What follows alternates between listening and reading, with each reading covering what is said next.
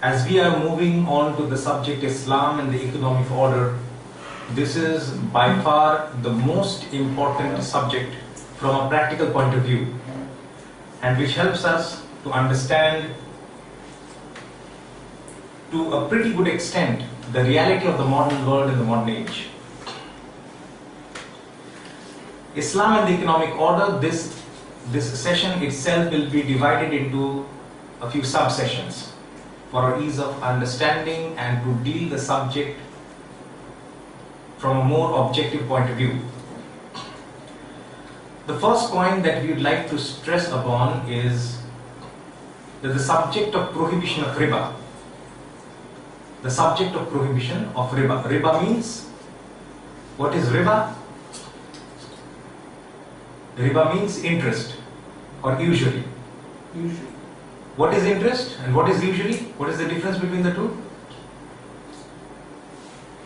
Usury is usually stated to be a higher rate of interest. Okay? So in the translations you will find that Allah has prohibited usury. The Arabic word is Allah has prohibited riba. The translation is wrong. The translation is wrong. Because riba includes both interest or usury.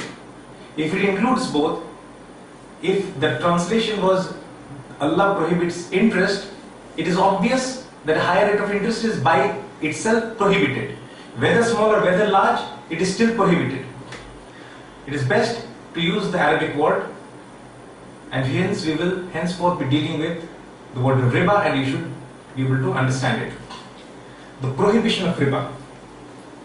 The subject is very important, and for a number of reasons. Yesterday I told you that there were two important events which happened to Prophet Muhammad ﷺ after Hajjatul Wida. In the Hajjatul Wida, after the Khutbatul Hajjatul Wida, if you remember, the verse of the Quran was revealed. Surah Ma'idah chapter number 5, verse number 3, which states that religion is now complete, it is perfected, I have perfected the religion for you, I have completed my religion for you, I have completed my favor upon you, and have chosen for you Islam as your deen or religion. So it seems that the process of divine revelation is over. But no, after this, Prophet Muhammad ﷺ were to live for a short period of time. About 92 days. According to different estimates, 81 to 93 days. According to my estimate, 92 days, 91, 92 days. And in this short period, verses of the Quran are revealed. Why are verses of the Quran revealed after the perfection of the religion of Islam? This is a very important question. The deen is complete. It seemed the process of divine revelation has come to an end. But after these verses of Quran are revealed, which verse and how and why? Because we are dealing with the subject of Islam and the economic order, and because we are dealing with the subject of riba, probably you have understood the verses pertaining to riba were revealed last. But why? Obviously, recognition in this is the fact that it is the most potent threat posed by the Dajjal, that is our understanding, most potent threat that mankind is to ever face. Riba enslaves mankind. Riba makes the rich grow permanently rich, and the poor it imprisons in a permanent poverty. And this subject and the verses which were revealed concerning this subject is from Surah Baqarah, chapter number 2, verses 278 to 281.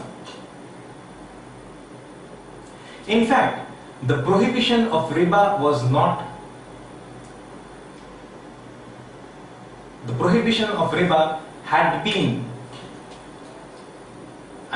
the prohibition was in place even before the revelation of this verse.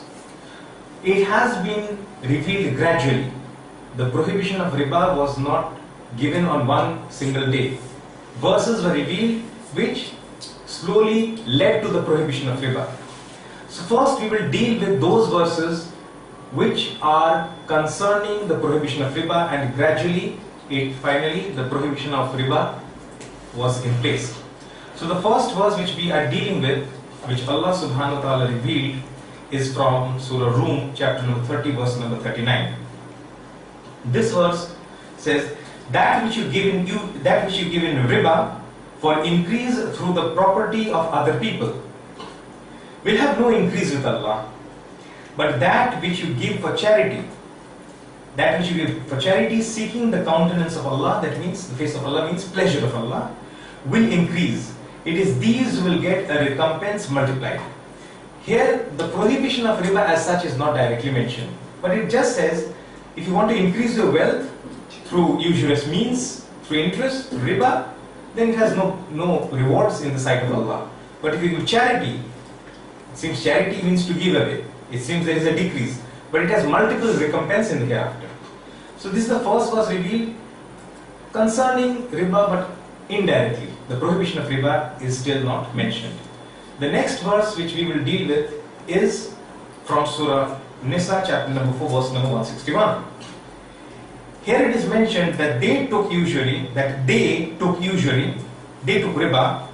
though they were forbidden, and that they devoured men's wealth wrongfully. We have prepared for those among them who reject faith a grievous chastisement. Here it actually refers to a group of people that they took riba. Who took riba? It is referring to the Jews. Though they were prohibited, that means riba is prohibited to the Jews as well. And guess what? If you open the Torah, you find something rather strange in it. You find it is mentioned in the present day Torah, not the original Torah, because the Quran confirms that it was prohibited for them. In the present day Torah, it is mentioned that do not lend money on interest. An instruction is given to the Jews: do not lend money on interest to your brothers, to your brother Jews. But to the non-Jews, to the Gentiles, to the non-Jews, you may lend money on interest. What sort of double standards is this? Can this be the word of God? Never. All these corruptions that took place while they were in captivity in Babylon. You remember Nebuchadnezzar had destroyed Jerusalem and took them to captivity. The Torah was not with them. They tried to recollect the Torah from their memory.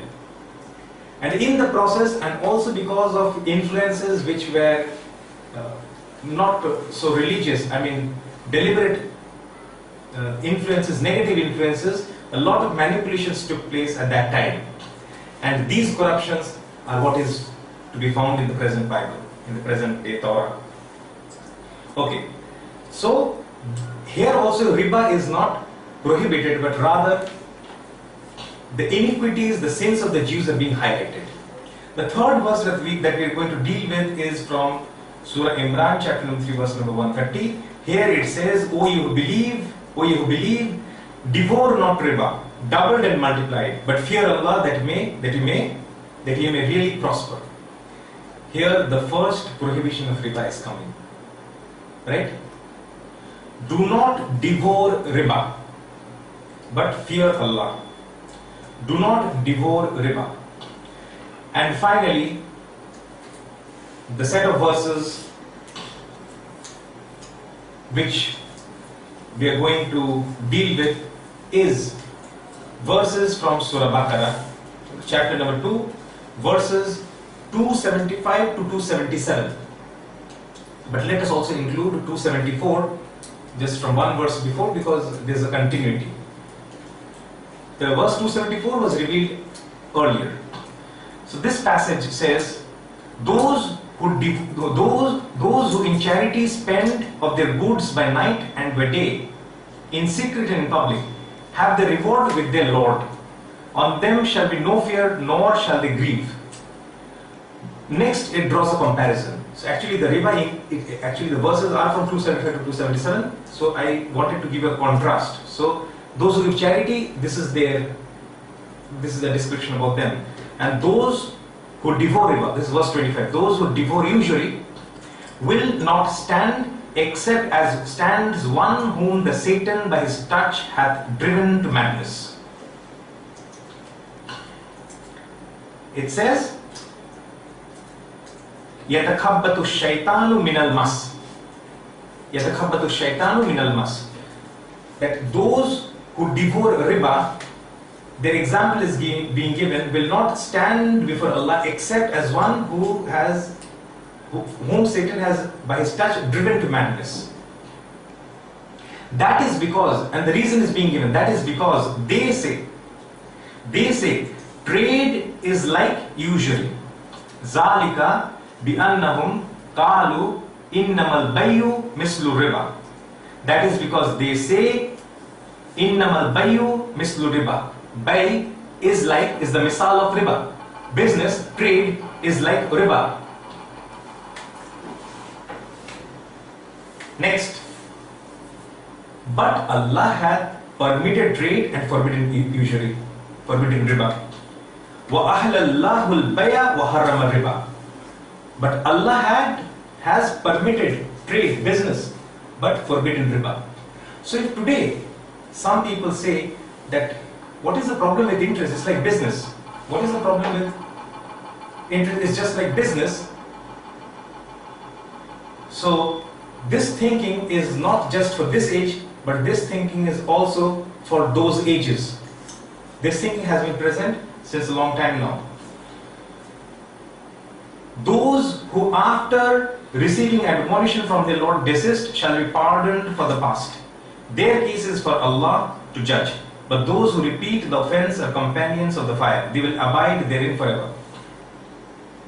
Allah will deprive usury of all blessing, but will give increase for deeds of charity. For He loveth not any ungrateful sinner. Those who believe and do deeds of righteousness and establish regular prayers and give zakah will have the reward with the Lord. On them shall be no fear nor shall they grieve. So these verses were revealed in this sequence, and the prohibition of riba is very clear. Now, all these verses had been revealed, but now, after the completion of the deen, the announcement of the completion of the deen and the perfection of the deen, other verses are being revealed. What does it mean? It only means that it is acting as a final reminder. It is final warning. It acts as a final warning, acts as a final reminder to all the human beings that do stay away from riba totally. Otherwise, there will be serious issues. What are those issues? We will deal with, inshallah. So let us deal with this issue. Just we'll read through this. Ya ayyuhallazina amanu. O you believe, fear Allah and give up what remains of a demand for riba. If you are indeed believers. If you do it not, now the punishment, the warning is coming. If you do it not, take notice of war from Allah and His Messenger. Harb min Allah wa Rasul. Harb min Allah wa Rasul. Harb means war. So if you do not give up riba, take notice of declaration of war from Allah and His Messenger. But if you repent, ye shall have your capital sums. Deal not unjustly, and ye shall not be dealt with unjustly. If the debtor is in difficulty, grant him time till it is easy for him to repay. But if you remit it by way of charity, that is best for you. If you only knew. And fear the day when ye shall be brought back to Allah, then shall every soul be paid what it earned, and none shall be dealt with unjustly. So now the question remains. Riba had been prohibited in the Torah. Riba had been prohibited in the Zabur. Riba had been prohibited in the Injil. Riba had been prohibited in the Quran previously, as we have seen. But yet, the subject is so important that Allah decided to choose to return to a subject, and to return to the only subject after announcing the prohibition of the riba.